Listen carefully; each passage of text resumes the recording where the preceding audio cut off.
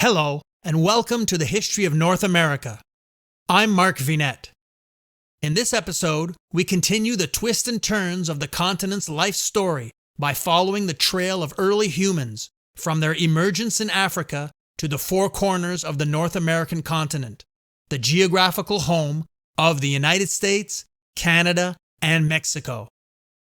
Join me on an exciting, epic voyage back in deep time to the rise of hominins up until the arrival of modern humans on the continent. This episode's question is simple. When and how did humans arrive in North America? The answer, however, is complicated, controversial, and shrouded in mystery.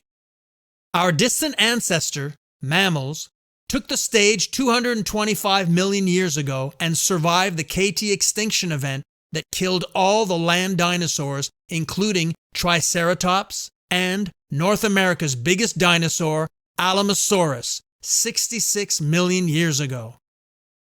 Mammals took over the ecological niches after this mass extinction event emptied ecological space once filled by the non-avian dinosaurs and other groups of reptiles. Mammals then diversified very quickly and underwent an exponential increase in body size, becoming the dominant animals on the continent. These huge beasts included American mastodons, Columbian and woolly mammoths, saber-toothed cats, and a slew of wildlife such as giant lions, bears, sloths, beavers, condors, and tortoises. These magnificent large creatures roamed North America until the arrival of humans. Primates arose from small terrestrial mammals. Relative to body size, primates have large brains compared to other mammals, as well as an increased reliance on visual acuity at the expense of the sense of smell, which is the dominant sensory system in most mammals. Humans are a species of highly intelligent primates. Together with chimpanzees, gorillas, and orangutans, humans are part of the primate family of great apes known as hominids. 5 million years ago, the first hominins, our early ancestors, evolved from primates, but not in North America. The evolution of standing on 2 feet or bipedalism began in primates about 4 million years ago, but not in North America. Hominins began making and using tools about 3 million years ago, but not in North America. Hominins migrated out of eastern Central Africa about 2 million years ago to other continents, but not to North America. Human-like hominins began branching off into different species, including Neanderthals and early archaic humans, less than 1 million years ago, but not in North America.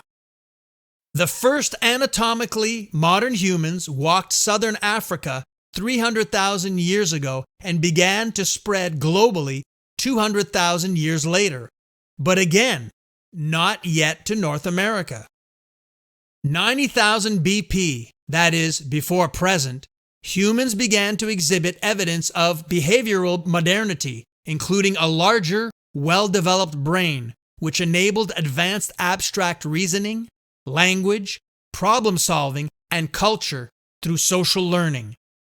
They were the first hominins to be self-aware and conscious of themselves and their place in the world. But once again, not yet in North America. So, when and how did humans arrive in North America? Although the continent was flushed with a multitude of plants and animals, it is believed that North America was reached by its first human populations during the last glacial period of the current ice age that caused the lowering of the sea level, exposing Beringia, the Bering Land Bridge between Alaska and Siberia, allowing travel across by land or via a maritime route, hugging a coast, using primitive boats. Competing scientific discoveries and opinions place the crossing of human populations from Asia at approximately 39,000 to 17,000 years ago. These populations expanded south along the shoreline or migrated through an ice-free land corridor. Following grazing animal herds, sea creatures, plant-based sustenance, and warmer climates, they spread rapidly throughout the continent. Exactly how and when was North America populated by humans? The debate rages on.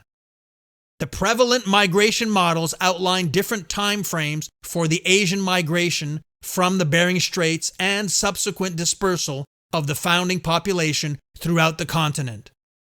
The most well-known and long-standing hypothesis involved the Clovis people, a prehistoric Stone Age culture named for distinct stone tools dating back 13,000 years, found near Clovis, New Mexico, in the early 20th century.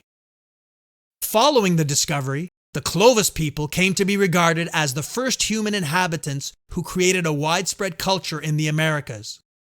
However, this theory has since been challenged by several pre-Clovis archaeological discoveries, pushing back the possible date of the first arrivals. Various claims predating the Clovis culture have become issues of fierce contention between scientists who vehemently disagree on the conclusive evidence of older sites. Many theories have and still are being put forth, and a multitude of books and academic papers have been published on the subject. This exciting field of research is still alive and kicking. The peopling of North America is a long-standing open question, and while advances in archaeology, geology, anthropology, and DNA analysis have shed progressively more light on the topic, significant questions remain unresolved. While there is general agreement that North America was first settled from Asia, the pattern of migration, its timing, and the place or places of origin in Eurasia of the peoples who migrated to North America remain unclear.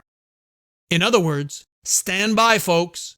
New evidence is continually being discovered, causing popular theories to be refined, new ideas developed, and old beliefs discredited.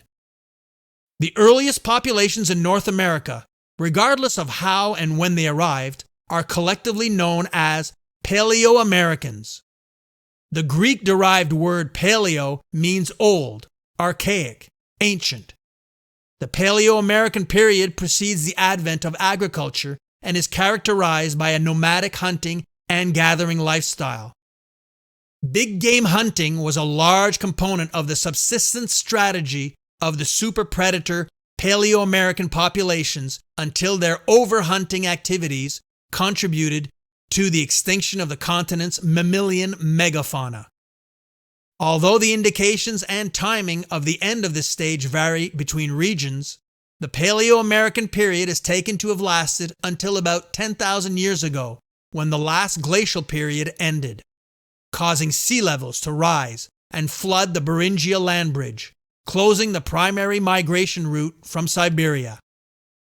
At this time, the continent's climate stabilized and its inhabitants began gradually shifting to a more sedentary, small game hunting and agricultural existence. Next time, we will begin exploring the illuminating and vibrant post-Paleoamerican period, which lasted up to the arrival of Europeans on the continent during the Great Age of Exploration. Check out the YouTube version of this episode, which has accompanying visuals, including maps, charts, timelines, and diagrams. Please consider supporting our History of North America series in the following ways. Firstly, join our Patreon. We offer lots of membership benefits, including works of art and books. Speaking of books, I have authored many historical fiction and non-fiction volumes, including exciting international, historical history and suspense thrillers. One such novel, The Frozen Raptor, involves the KT Dinosaur Extinction event, alluded to in this episode. All my books are available in print and digital format on Amazon. If you shop on Amazon for books or anything else, make sure to use our link so Amazon knows who sent you, thereby giving us extra credit, with no supplemental cost to you. All links appear in this episode's description and on our website at markvinet.com. Finally, if you like this episode, join me again next time and spread the word to family and friends. And by the way, all positive ratings and comments are appreciated. I'm Mark Vinet, and I hope you enjoyed the listen.